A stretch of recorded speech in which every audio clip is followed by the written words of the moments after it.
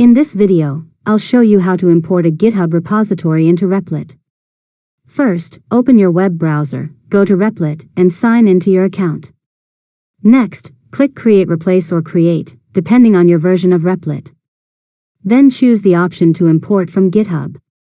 Now, paste the URL of the GitHub repository you want to import into the provided field.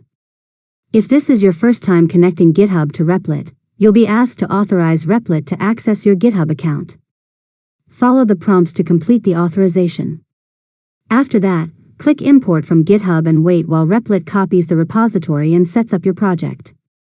Once the import is complete, your files will appear in the Replit editor.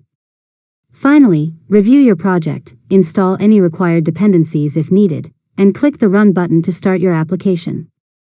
You can now edit your code in Replit and sync your changes with GitHub when you're ready. And that's it.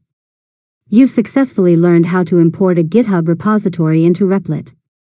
If you found this tutorial helpful, make sure to subscribe to Learn Mode Lab for more tutorials.